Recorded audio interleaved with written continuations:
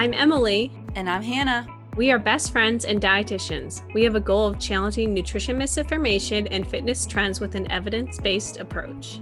Each episode, we will dish up our thoughts about the latest facts on a popular health-related topic. We're the Up-Beet Dietitians.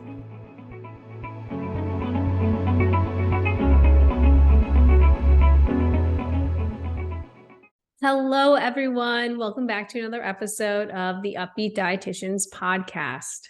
Hello, guys. Welcome back to, oh my gosh, season 6. This is our premiere. Yes. Welcome back to season 6. We're so happy you're here. We are kicking it off with something spicy. So this is an indicator for how season 6 is going to be, I think. A little hot and spicy and saucy. We want to start today with a content warning. We are going to be talking about weight loss a lot today. So if that is triggering for you, please skip this episode. We will try not to talk about too much weight loss this season. So if that is triggering for you, you can still be one of our beloved listeners. But today is definitely all about weight loss and weight loss medication. So please just skip this one if it's not a good fit for you. And we also want to give a disclaimer that we are not medical doctors, obviously. We are the Up-Beet Dietitians, not the Up-Beet doctors. I don't like the idea of us being doctors, honestly. I don't like the sound of the Up-Beet doctors. It just doesn't flow as well, I don't think. No. It'd still be Tud, though. We still have Tud buds. Yeah, we would. But all that said, the decision to take a prescription medication, which, by the way, today's about Ozempic. I didn't really say that. If you decide to take Ozempic or any other medication, it's obviously a choice that should not be made based on what Emily and I say. We are just here to kind of give some information today about what's been kind of going on in the media with Ozempic. But it's a choice that you make with the help and support of the medical care provider. This is not meant to be indicative of like a client-provider relationship, of course. No. General education. Yes. We don't usually say that. We usually have it like in our show notes, but we thought today would be very important to like verbally say that in case you go to your doctor and say, I can't take that because Hannah and Emily said not to. Don't do that. We're just here to kind of give our thoughts, our opinions, take from it what you see fit. Exactly. So let's talk about Ozempic. So if you are maybe not in the diabetes space or don't follow anyone who talks about it, bless your heart, you've been living in peace right now. It's been a little wild with everything coming up, but essentially Ozempic and like diet meds have been around for a while. Just the reason we're talking about this one specifically is because of how much it's picked up in popularity and like discussion on social media, like specifically on TikTok. The hashtag Ozempic has over 662 million views and it's going up. That's insane. I can't even fathom how much 662 million is. Like, think about like people like in a stadium, like that's so many people. And it's a lot of people. It's a lot of people. There's a hashtag called #Ozempic Challenge, also racking up millions of views because, you know, now it's a challenge to get on this medication and lose as much weight as possible. Oh, I don't like that. Don't like that. Another reason why it's so popular right now is public figures like Kim Kardashian and Elon Musk are claimed to be on injectables. I think Elon Musk is claimed to be on Wegovy, which we'll explain what that is too in a little bit, but they're all very similar. They are all, well, I guess Wegovy actually is for weight loss. But anyway, we're getting ahead of ourselves. Public figures are also getting on this train, making it seem like you should too. Like celebrities are always doing, like the classics. We're going to do a Gwyneth Paltrow episode too, but she, as of right now, when we're recording this, is also very hot in the media for doing similar wellness culture things. And it's just the influence they have is not a great thing when they use it for the wrong ways or the wrong things. Yeah. So we're talking about like how celebrities have this influence on it. It's also the way the media has been shaping it. Luckily, there's been a lot of like critical thinking and like, I feel like not confrontation, but there's been challenges on social media from like people just like commenting on it. So it's not just like absorbing it in and accepting with how it is. But some of these media headlines are absolutely wild. So like, and a lot of people just read the headlines of articles. I would like will say I've done that sometimes where I'm like, I don't want to read this article, or the article isn't even free. And I'm like, well, Right. I'm supposed to Absolutely know not. what's happening. I'm not paying for this. No. But some of the headlines have included that it's claiming Ozempic is a new quote unquote miracle weight loss drug that really works. Another one claimed it's the end of obesity. And then there's another one that was claiming that there is a game changer weight loss drug was approved, but this was about not Ozempic, right? Right. Actually, a lot of these are kind of a mix of all of them. It's a good segue into our next piece. Okay. I'm gonna have the honor of kind of explaining what these are. I have a little more experience with these medications and the clinical work that I do, so I'm kind of gonna break these down. We are mostly focusing on Ozempic today because that is the one right now that's like so hot in the media. But there's a few that like all are used for weight loss, and some are approved, some aren't. So I think it'd be a good next step to kind of go through all the different ones. But first of all, Ozempic. That's the first one we're going to get into. Ozempic is just the brand name for what's known as semaglutide. It's an injectable. It's currently used for the treatment of type 2 diabetes. And at the time of this recording, Ozempic is not FDA approved for weight loss, but I'm wondering if it will eventually be. But as of right now, it is not. So I asked a little question box in my Instagram story asking what everyone wanted to know about this. I got a lot of questions asking, like, if it's not for weight loss, like, how is everyone getting it from their doctors? Doctors can prescribe medications as off label, which basically just means that it's an FDA approved medication, but it's being used for something that's not FDA approved to be used for. So, like Ozempic, for example, here is FDA approved to be used for type 2 diabetes, but it's not FDA approved to be used for weight loss, but it's being prescribed off label for weight loss anyway. So that is kind of what Ozempic a is. loophole. Yeah, a little loophole to get some more money. And there can be some like pros to this, like in the cancer world, for example, there can be some meds that are prescribed off label that are used for like a certain cancer type that they use off label for like a different cancer type to treat that. So there are some positive uses too. And depending who you ask, this could be a positive use of Ozempic. If you ask us, we probably wouldn't say that. But if you're asking obesity medicine specialists, they're all about it. So since it's not prescribed, or since it's not meant for weight loss, it's not FDA approved for weight loss. Again, it's being prescribed off label, but let's go over like how it does actually work for weight loss, because it does lead to that. And they actually say on the Ozempic website about like diabetes and all that too. But they do say like you can lose, like, I forget what it is. I should have wrote it down. Like this percent of weight loss, this many pounds using Ozempic. But then they have like a little asterisk that says like, it's not used for weight loss though, but they still advertise it for weight loss. So it's a little confusing. Yes. But basically how it works is semaglutide or Ozempic is an injectable GLP-1 receptor agonist drug that works by slowing down gastric emptying, which basically just tells your brain like, hey, I'm full, a lot faster than it would without the medication. So this allows patients who take Ozempic for weight loss to experience less hunger and feel satisfied with fewer calories. You just feel fuller faster. Basically, what's doing though is medically inducing gastroparesis. And I don't have gastroparesis, but I have worked with patients who do have it. And I'm willing to bet that anyone who has gastroparesis wouldn't like wish that upon others. Like they're not going to say, oh yeah, you should definitely do this medically induced gastroparesis. Like it's not a fun, pleasant time, I'm sure. No.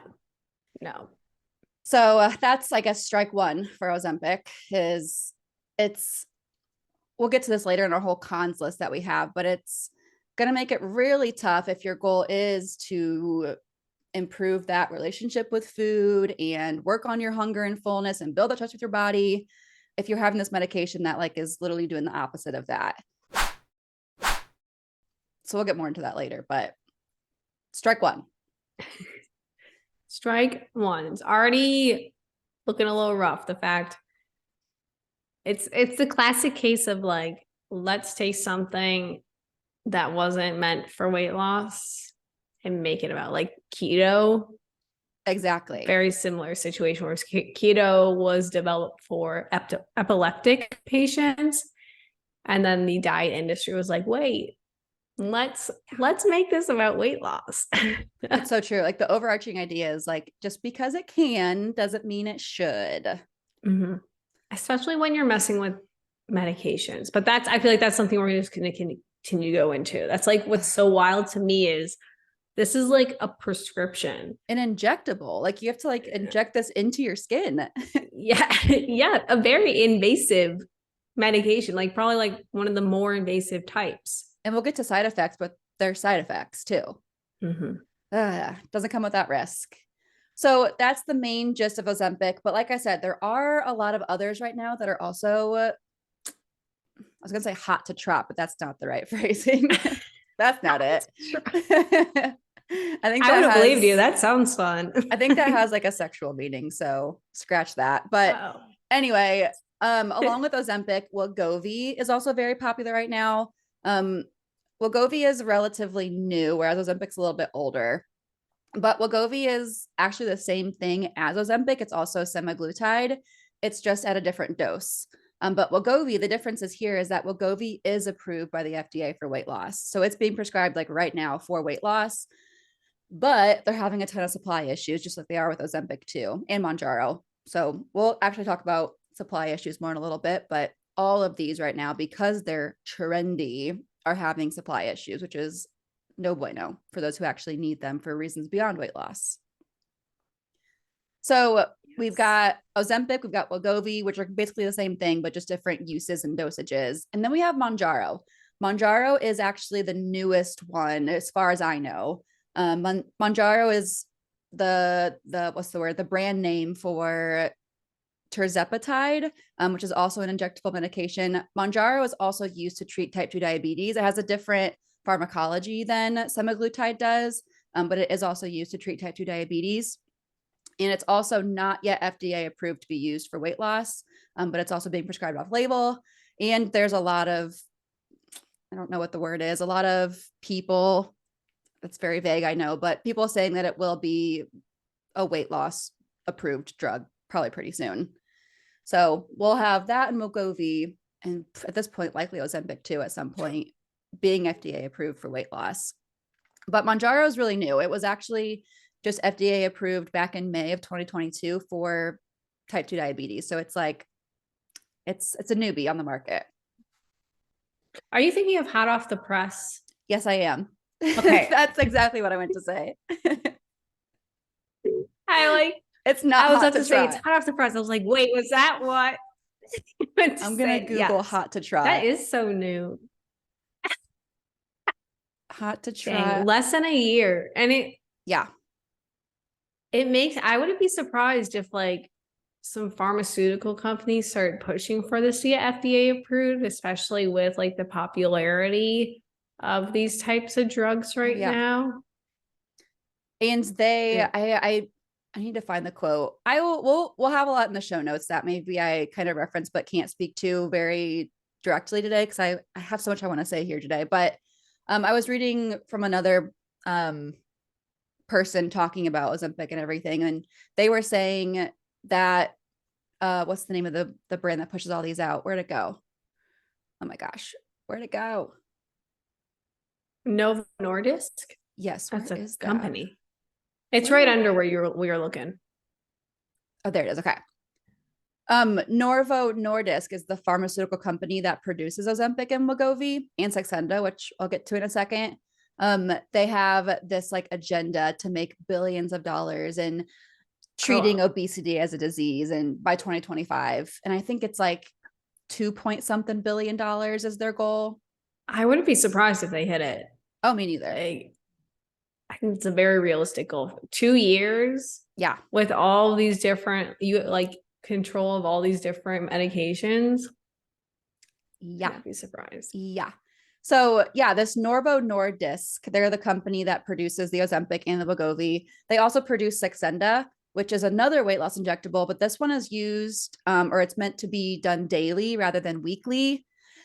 And to kind of stir the pot even more, Wegovy and Saxenda are both approved for kids ages 12 and up.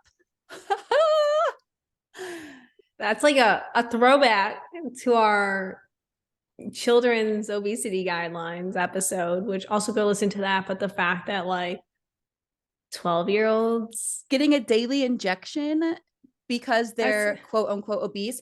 I saw that they have to meet the obesity qualification of like BMI, but the weight only has to be 60 kilograms, which what is that in pounds? 60 kilograms? Yes.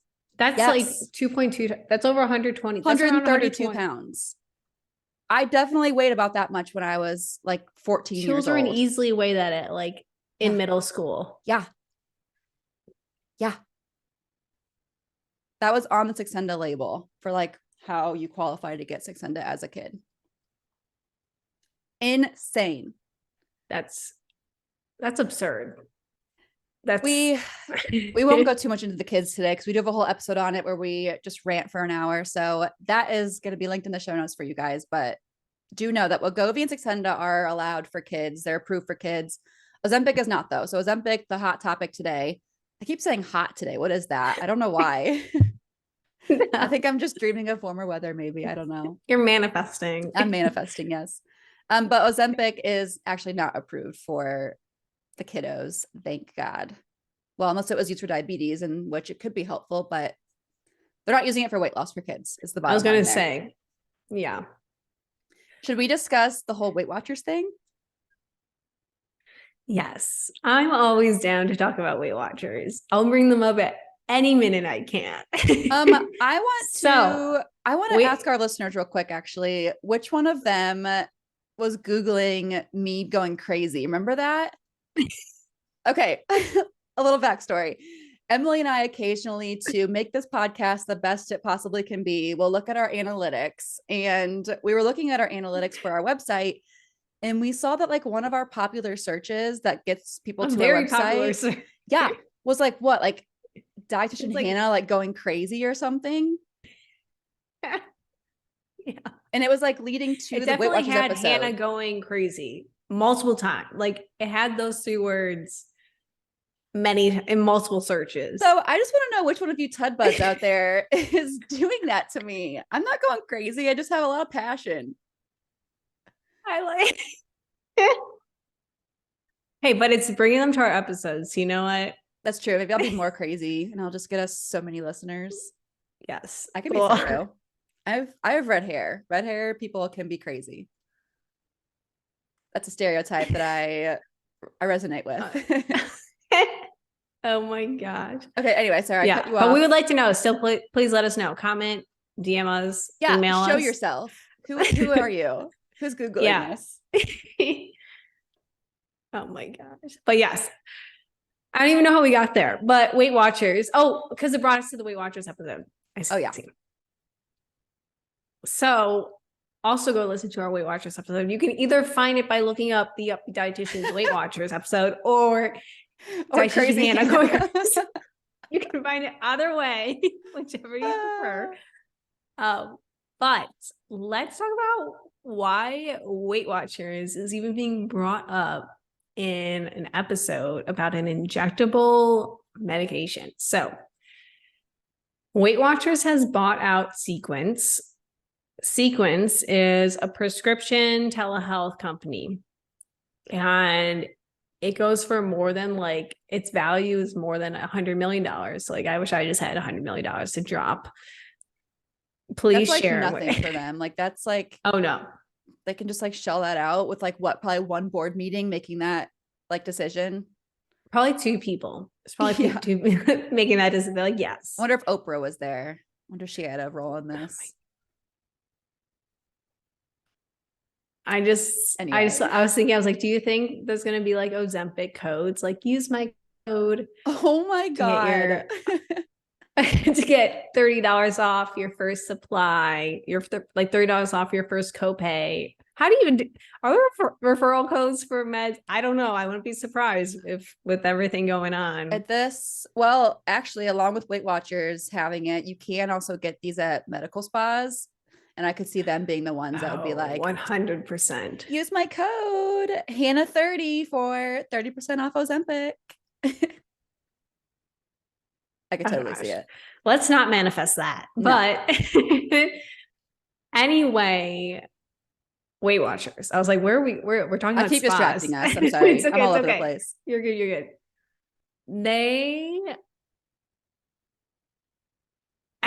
They're like getting into this prescription company that is going to be potentially like including these medical spas where they can distribute these injectables, these weight loss injectables. So remember when Weight Watchers was all like, we're not Weight Watchers anymore, we're WW. LOL. No, you are still Weight Watchers. Well, yeah. Well, the word wellness now has been also hijacked. It's co-opted by diet culture. But they had this whole rebrand and they're like, no, we're not focusing on weight anymore. Yet here we are. They are investing in, they're not investing in it for type 2 diabetes. No. I would put my life on the line. No. They're not doing that. Sequence is a weight loss like telehealth company. Like that's their thing. Yeah. And when you go to Sequence's website, they are also co-opting like, what's the word? Like, oh my gosh, like fat liberation, like language. They say like, we help you without any weight stigma or any of that. We're helping you lose weight without the weight stigma. So like they're using all those words. They make themselves seem like they're just like this body positive move. It's like when like Noom claims they incorporate intuitive eating, but yes, they just perpetuate like some dysfunctional eating patterns. Yeah. Look at all these comparisons we have. We also have a Noom episode. So yeah. And I'm thinking that the red flags of a diet. I was like, what is the red diet? Oh God. I'm not manifesting that either. Oh God. I was like, do you only get to eat like apples and they like have like the whole nightshades thing? I could see it being true. A thing. The red diet. Oh gosh, you just manifested. I'm sorry, diet. Oh God, what have I done? You should copyright that. I should. I'll make it like an intuitive eating like approach though. Yeah. And then whenever anyone tries to use it, just sue them for money. Yeah, $100 million flat. Don't even say the tax word. Free, no tax. Yeah, it's for the good of everyone. There's no taxes here. You're a nonprofit for that. But yeah, Weight Watchers, they should just change their name back to Weight Watchers because they are about weight. Like no one says WW. We all know. That was a fail of a rebrand. Yes. I'm sure the marketing team did not do well. No. But it's never been about wellness. It's always about money. Weight Watchers saw that Ozempic and the other medications are booming, making billions of dollars, and they had to get their grimy little hands on it. So that's all it's about. Yeah. Classic. So let's get into, we keep poo-pooing on Ozempic and these. Poo-pooing? I don't like not that. Like that. I said hot to trot. Oh, which I Googled, by the way. And I was right. It is being ready and eager to engage in an activity, but some do say like sexual activity is what you're eager to get into. What was that in reference? Was that I don't even know. It definitely wasn't sexual though. We don't talk about that very much around here. No. Oh my gosh. That's funny. We learned something new. Yeah. I don't even know. I've never really heard hot to try. I don't know where I got that from. I've never heard of that before. I have no reason to be saying that. Why is that in my vocabulary? It was fun. I thought you invented a new phrase. I was like, cool. No, it's a thing. A thing that I have no need to be saying. Anyway, let's talk we keep poo-pooing. Let's keep poo-pooing. On Ozempic and these like other injectable medications. So let's just like get right into it. The first issue. We haven't already been into it. I'm making sure we don't deter again. I know. Let's get back on path, guys. We're talking about hot to trot. We deterred a little bit. We did. So we kind of alluded to this before, but one of the like top issues in my mind, and I feel like this is a very real issue, is the lack of supplies for those who are diabetic. A lot of these medications were primarily like made for type 2 diabetes management. And now that there's this oversaturation of individuals trying to get their hands on it, the supplies for maybe someone who doesn't have that easily accessible like healthcare or provider to get it from, or maybe they had some type of like financial insecurities, they are now pushed down on the totem pole and they can't get this medication to manage their chronic disease. Yeah. Because it's getting prescribed off label for weight loss. Yeah. I have heard countless stories from patients about this. Like they cannot get medications. Even the ones who are using it for weight loss can't get it, which I don't want to say anything not nice to those people because it's not their fault that they're even on the medication. Yeah. I've also been getting DMs from people that their doctors have been kind of like pushing it onto them. Like they're encouraging them to take these for weight loss. The classic story of you go to your doctor for a cough, but you're overweight according to their standards. And so they, make you do a diet, or they push things like Ozempic these days. Lots of those DMs. But yeah, I've heard from so many patients, like this is a true thing. All of these injectables are, the supply and demand is just like whoosh, whoosh, whoosh. Yeah. I didn't like econ very much, but I do know that whoosh, whoosh, whoosh. I know that whoosh, whoosh, whoosh was never in the lesson plan. Oh man. Look how far, good thing we're not in business. No, I've got Ross like right across the other wall over there. I should have him chime whoosh, in. Whoosh, whoosh. Oh, yeah. I'm gonna ask him what he knows about the whoosh, whoosh, whoosh. Okay. Well, yeah, I agree. That's probably the biggest issue right now is just those who actually need the medication for diabetes, because it can be for some a helpful diabetes medication, like a helpful treatment. And so if those who have diabetes have been reliant on it, it's been very helpful for them. That can be a big change to not get it. And that can lead to a lot of issues to have your diabetes untreated, such as like being at higher risk for heart disease, infections, even worst case scenario, death.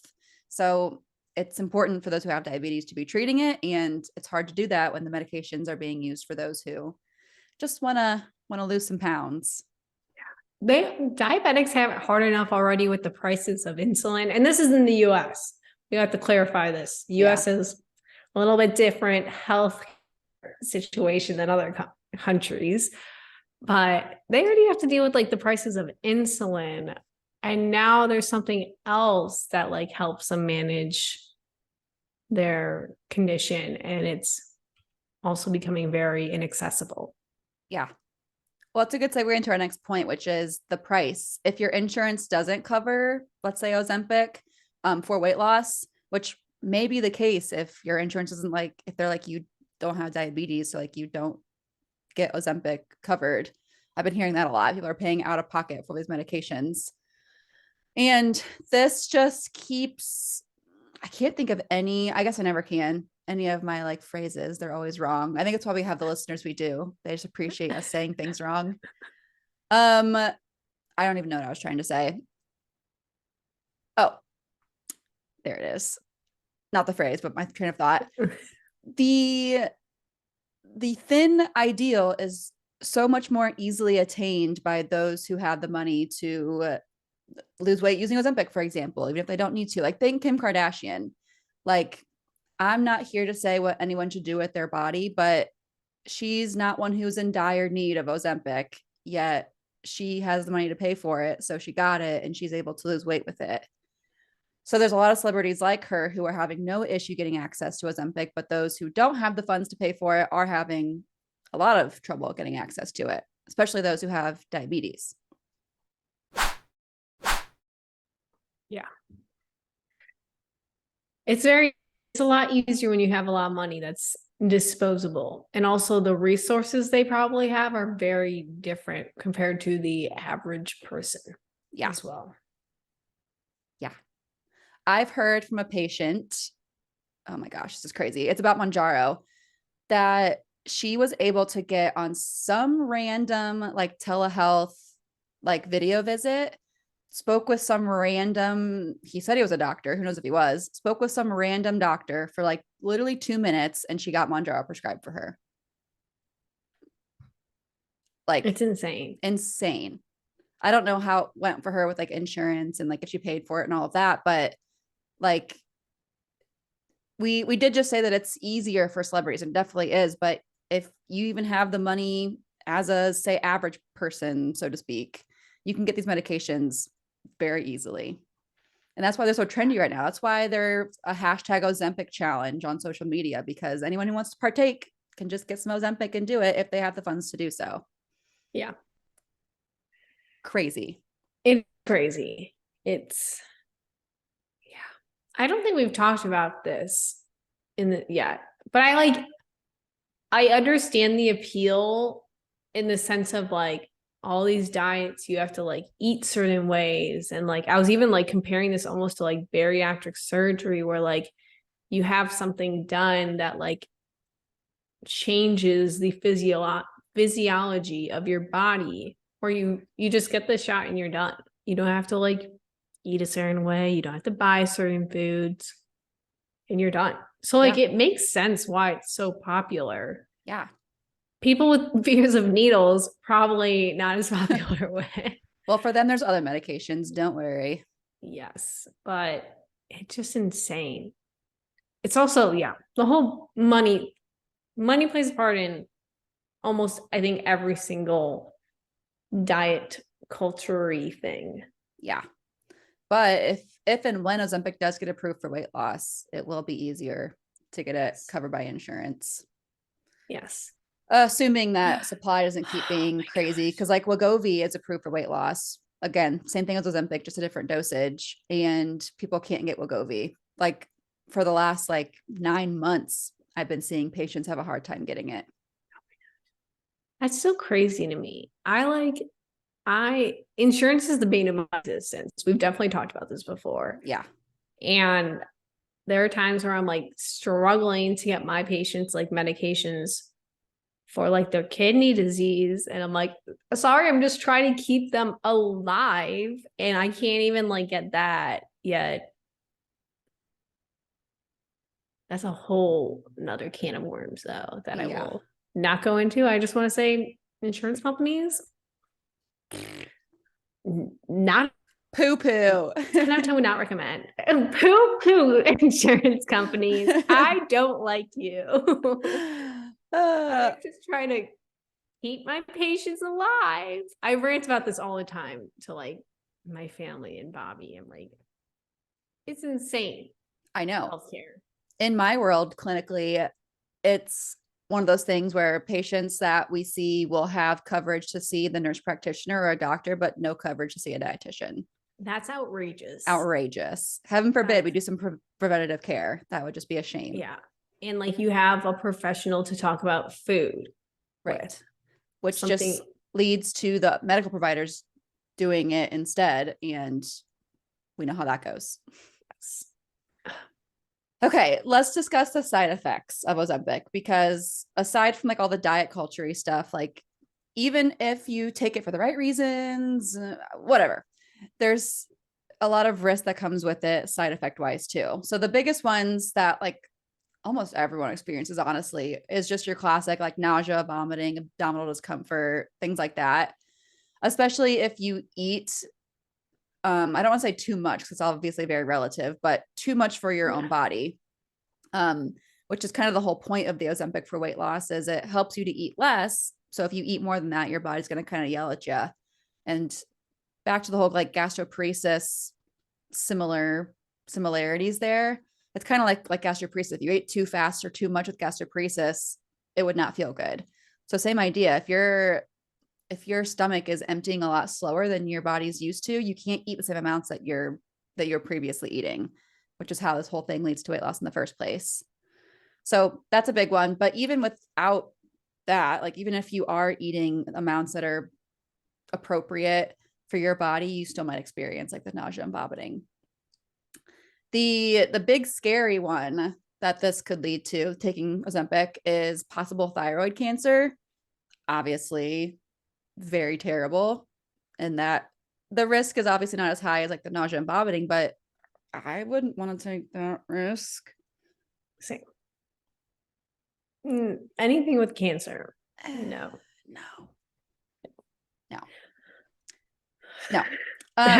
Along with that, another possible one, especially for those who are taking it for weight loss, is drops in blood sugar. Because again, this is used for diabetes treatment usually. And so the goal is to help them get their blood sugar down. And so if you have normal blood sugars, you're taking this medication, you might experience too low of blood sugars. And that is known as hypoglycemia. And that has a lot of negative consequences as well. Another little side effect is pancreatitis. A little guy. It's like a little cold. Yeah. Pancreatitis. Inflammation of your pancreas. Once again, pancreas is kind of the main I was going to say the main hub for all that diabetic action. Yeah. So the party's at. Yes. So if like you have no history of diabetes and you're taking this for weight loss, it could potentially inflame this like perfectly healthy organ as well, which any type of inflammation you don't want. Anytime there's a titus with anything, you don't want that. Not fun. So we don't want to inflame our pancreas either. It's very important for hormone regulation, making sure those blood sugars are under control. Okay, another inflammation of the titus. We don't want that. Another side effect could be changes in vision. We could also get that good old kidney failure, obviously not great either, and gallbladder problems. So there's like a lot of different like organ systems here that could be affected by taking this. A lot. Actually. Kind of a little alarming there, but also like, not that these aren't bad. I don't want to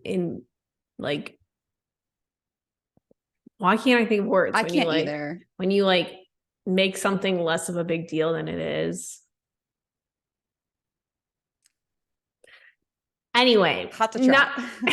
Had to try. Poo poo. Out in the press. Poo poo. Titus. I don't know why, but you saying poo poo makes me laugh. I'm gonna need you to say poo poo more often. I say it all the time. That's so funny. Not in a professional setting, because my mates and like the doctors. Have you been going poo poo? Or like when their lab values are like abnormal. This is no good. This is poo poo. Oh my god, I'm gonna start saying that more. But what was I saying? Oh, I feel like this is also just something weird about like pharmaceutical commercials where they like start listing off all the like side effects. It's like death, like possible stroke. If you take this, you will die. Please call us to get started. Yeah. If you have an emergency, call 911. Please consult your doctor first. Yeah, please speak to your doctor about starting Victoza. Are we going to see some Ozempic and all these commercials soon? I don't think I've ever seen. I've probably seen at least one injectable, like weight lossy commercial. I don't know. I don't watch like real TV, so I don't really ever watch commercials, period. So I'm not a good word. I'm getting annoyed. Like, why can't my brain just like do what I want it to do? Good example. I was thinking good sample size. I don't think that's right. I forget it. Okay. Side effects are bad. Let's move on. Let's move on. We've already kind of mentioned the next one a little bit, but basically we don't have a lot of understanding of what happens long term if we use Ozempic for weight loss when it's not meant to be for weight loss. Again, they like do advertise it a little bit for weight loss on their website, but then they say it's not for weight loss. When it comes to Wegovy and Mounjaro, those are just super new. And so we don't know a lot about those. And like with Wegovy specifically, because they are approved for weight loss, they have studies like on their website that are used to display like how good the weight loss could be, which honestly, it's pretty unremarkable. Honestly, it's not super great weight loss. air quotes there, because that's obviously very relative. But the longest study for the Wegovy as of right now is only 68 weeks. And we know from a diet standpoint that most dieters regain their weight within the 1 to 2 year mark. So yeah, you might lose some weight on Wegovy, but you're going to gain it back. And my understanding with these medications for weight loss, I don't believe, I could be wrong. I'm willing to be wrong on this one, but I don't believe as of right now, they have like maintenance doses. So like eventually you have to get off these medications. So of course they're going to work while you're on it. They're changing your like physiology and your hormones, but once you get off of it, it's not going to be the same. No. I've seen so many patients who take like, let's say Mounjaro, for example, and it's helped them get to their weight loss goals, but they're getting so like, they're terrified of what happens when they get off of it. And I can't do much about it as a dietitian. I can't say, oh, we'll just keep you on it then. Obviously I can't say that. I'm a dietitian. It's out of my scope. Mm-hmm. So I have to like talk them off a ledge all the time and say, it's going to be fine. You're more than your weight. Let's talk about, how to eat consistently. Because with the Mounjaro, I've been seeing constantly that patients are like, they're not eating, like they're barely eating anything, like constantly, like it's every single day. Patients will tell me they don't eat until like 6 p.m. They're like, I didn't even feel hungry all day long. Then I got to 6 p.m. and I was like, still not hungry, but I figured I should probably eat something. So they're like literally eating like maybe 400 calories a day. And so of course they're terrified to get off of it because they're getting so dependent on it. And they feel it's like a badge of honor for them. They like feel so proud that they don't feel hungry all day. And then it's driving me crazy because I have to be like, well, actually hunger is a good thing. Like if you want to feel it so you can kind of trust your body, but depending on the patient, they usually don't want to hear it. They're just super excited they don't feel hunger because they're probably just so used to not knowing how to respond to hunger. So it does feel like they're in the driver's seat for once. Yeah. And there's like this weird, like, words are not okay. We need to go back to morning episodes. We do. We thrive in the morning. Right now there's 9. I was about to say the personification, and that's not even like, no. I promise, like, guys, we are way smarter in the morning. We're coming off of like a full day of working. So, and we have to record. Like when something is like, oh my God. Oversimplification? No, like when something is put on a pedestal where it's like, oh my gosh, this thing is like amazing. Oh, yeah. I can't think of a word either, but I know what you're talking about. There's a word for it. Like, oh my gosh, it's on the tip of my tongue. Like hyping it up, like overhype. Yes. Oh my gosh. This episode, like half of it has just been us trying to figure out common words. Half science, half vocab. Yeah. We can say things like gastroparesis. Right. I can say semaglutide. You can say pancreatitis, and you can say, I haven't even Wegovy. Wegovy. I've been listening to you say it because you say it so like flawlessly. It rolls off the tongue. I say it every day. I'm scared to say that word. I say it every day. I don't even know what I was talking about anymore. Pedestal. But like, why? What was I? Well, I was talking about how these medications are like, people are like bowing down to them. Like they're just like, they love them so much. And they're terrified of getting off of them because they work so well for them. Whatever working well means for you. Romanticization. Well, at least you knew the word.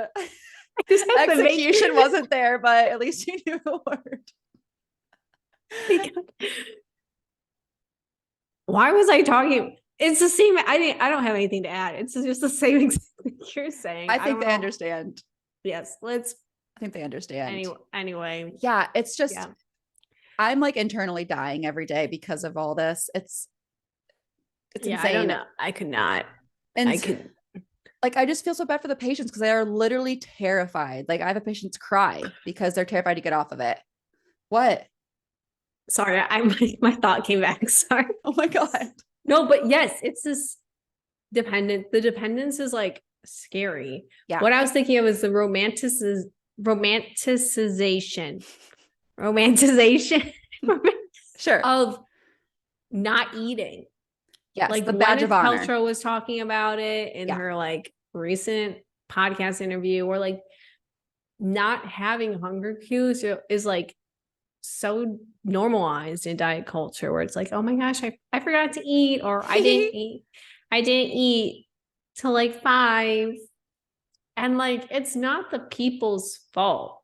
Like Yeah. the people who say this, it's the influence around them, like the media. I will put blame on celebrities, because like, They have a huge platform and they know it. yes, you should be very conscious about what you put on the internet and say in general when you have that many eyes on you. Yeah. But it's hunger. We should do an episode on hunger. We'll call it Justice for Hunger.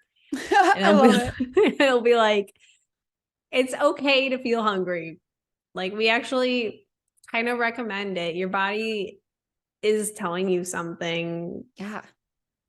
And of course, you're going to get those cues back, which is a good thing once you get off this medication. But I want to clarify too, like you had said, it's not the patient's fault for feeling so happy about like not feeling hunger. Like these patients get so excited. They're like, I'm finally like in control. I'm improving my relationship with food. I'm like, no, you're not. It's getting way worse because you're not going to be able to maintain this.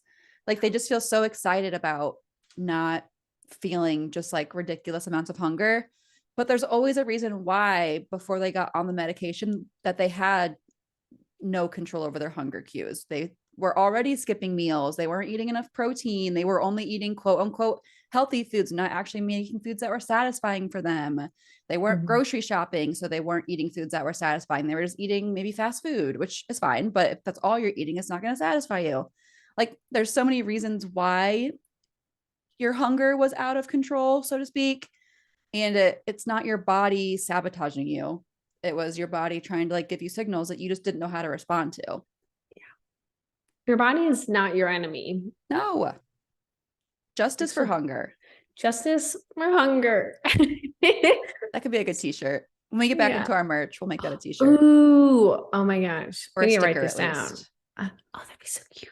We could do like that. a little like tongue, a little belly, a little like stomach with like a smiley face in it or like a heart. Oh my gosh, that'd be our new logo. That'd be so cute. Oh my god. Should we change our podcast name?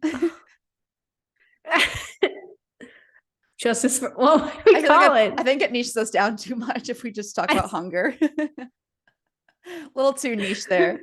Very niche. Oh my gosh. We've been like hyping. We haven't been hyping up Ozempic. We've been talking about all the things, reasons why Ozempic has been getting hype. But let's talk about kind of the other side, because like there is some hate toward Ozempic. And we're not going to include this podcast in that category, because I wouldn't say this is a hateful episode. No, it's no. An awareness. An awareness, an educational episode. But there are phrases being used about people who are on Ozempic, where like sometimes people will be called, or like say like, oh, the Ozempic face, or like the Ozempic body. And it's people who use Ozempic for diabetes are being judged for taking this medication for their diabetes. And there's no shame in the type of medication you're utilizing. And that's not to say like we blame people who might be on Ozempic for weight loss. Right. Like we should have clarified that earlier. Like if you're doing that and it's working for you, you and your doctor are on the same page, cool. Yeah. There's just like, there's not a lot of information about this. Right. And especially long term. Yes. Which we hope you stick around for a little bit, so the long term is important. Yes. And we don't want you to be on an injectable for the rest of your life. Right. And speaking of like body shame and all of that, going back to like the whole celebrity thing too, the celebrities and influencers that have access to get this for weight loss are creating like really impossible body standards, because they are losing so much weight, and they're just touting how great Ozempic is for that. And it just, again, it all goes back to the whole thin ideal and fat phobia and all of that. But Yes. we've said it a few times, like the celebrities and the influencers have such big platforms.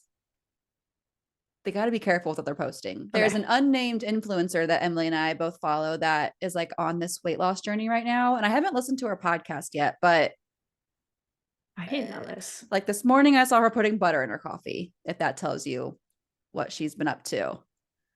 And Oh like no. she has like 1 million+ followers, and she's absolutely not any kind of health related professional, but she has this like huge following. People are going to do what she does. I was reading her comments today in the post where she was putting butter in her coffee, and everyone's like, is that what you do? Is that how you've lost all this weight? Because you can like visibly see from like her post a year ago, she's lost a lot of weight.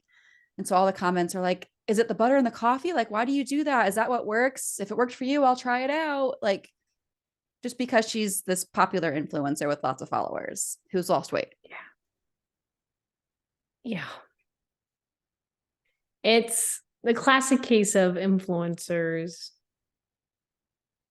having a lot of power, which like this is kind of the world we're living in now where that's why their names are influencers. They have a lot of influence. But yeah. I didn't know that. I'm gonna go stalk that person's page now. I don't know if she's on any medications, but she does talk about the changes she's been making. She also does skincare a lot too, which I don't know much about like the legalities and like the scope of Skincare, I practice feel for like is skincare. like I feel like the skincare is like the Wild West. Yeah. I know there are like dermatologists online, but there aren't a lot of them. No. And I wonder, like, you know, how us, like, as dietitians, we get all mad about like nutritionists, you know, doing things incorrectly. I wonder if dermatologists get mad Oh, about, I would not doubt it. I'm sure it would make them crazy. I mean, like, personal trainers get mad about non-trainers posting like their workouts. I'm sure it's the same in every field, unfortunately. It's just about how popular your field is. Exactly. Okay. I already talked about this. It's Yeah. all about like the badge of honor thing. We've really already gone over this last bullet point too, but basically just talking more about like what will happen once you get off this medication, especially again, Ozempic, it's not approved for weight loss. So who knows what's going to happen? There isn't a lot of studies on that for weight loss specifically. Monjaro's so new that we can't know for sure. Wegovy is approved for weight loss, but the studies aren't great. And I should have said this earlier, all of the studies that they post on their website are always funded by the pharmaceutical company. So they're Classic. self-funded. Of course, that's a huge bias and conflict of interest there. So basically, simply put, we don't have a lot of evidence for any of these long-term, knowing how they're going to work. And I wanted to today go into more of the history of weight loss medications in general, because this is a tale as old as time. Like, we don't have time for it today. We have to do a whole episode on it, but there are so many stories just like this, where there's been this new diet drug on the market. People take it, they lose a ton of weight. It's like all the hype. And then, of course, something bad happens where, like, fen-phen, for example, leads to like cardiovascular disasters and problems there. And so it gets taken off the market. So we went into like the risks earlier with like side effects and all that, but just long term, we don't know what's going to happen. And you also can't take these long term, at least not right now, as far as I know. And like we said, once you get off of it, you're not going to be able to maintain the weight loss, most likely. So all in all, I feel like what you just said goes very well into like one of our main overarching points is like prescription drugs should not be trendy. They should not be a challenge. Why is it a hashtag? Like, that's so weird. We shouldn't be like injectable medications should not be something you just like, or like people like just on a whim. I'm going to start, especially when there isn't substantial like long-term evidence right about how it could affect you. Like probably in a couple of years from now we'll start seeing some studies on it a little bit more, but that's like a couple of years. Long-term side effects can spoiler alert, they're gonna go a lot longer than a couple of years. It could be like 10, Yeah. 20 years. You could be affected by this. Yeah. Yeah. And these diet pills, diet injectables, all of it is just a result of diet culture and fat phobia. Hannah made a really good point, and she emphasized it very well, that it's a lot around like trying to obtain the thin ideal. And there aren't just these quote unquote, these are not quote unquote miracle drugs that just will fix all your problems. They won't also make you like your body. That's something else we'll note. If you don't like your body before losing weight, you're not going to like it after. It's a lot of mental jujitsu. You got to go around. Highly recommend working with a therapist, whether you choose to go down this route or not. Therapy is great. And it's another way for pharmaceuticals to make billions of dollars off of their anti-fat bias.